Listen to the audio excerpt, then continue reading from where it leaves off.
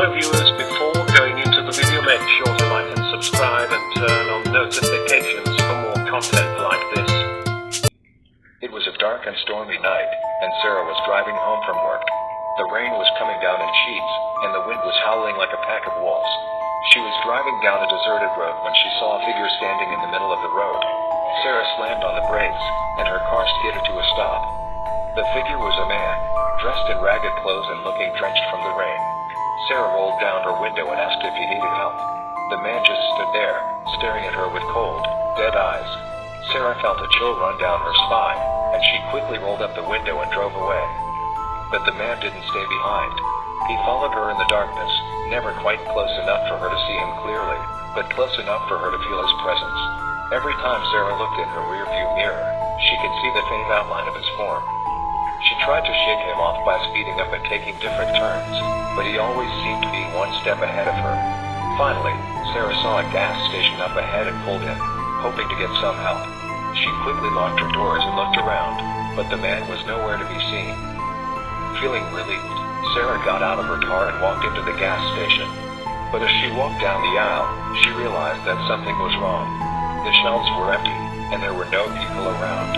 The only sound was the buzz of the fluorescent lights overhead.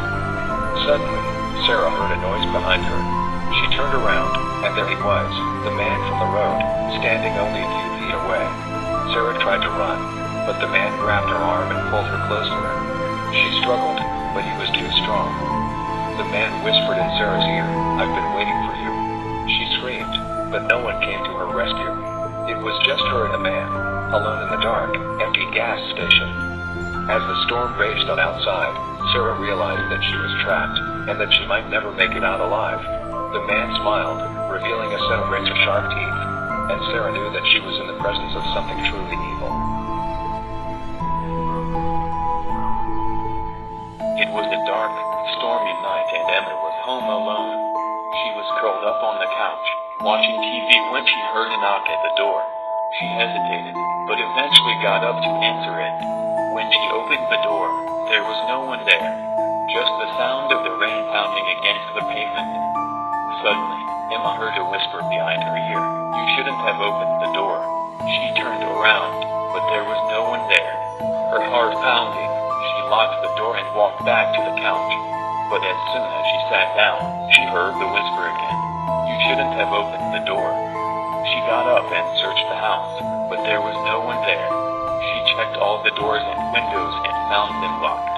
She tried to convince herself that it was just her imagination, but the whispering continued, "You shouldn't have opened the door." As the night wore on, the whispering grew louder and more insistent.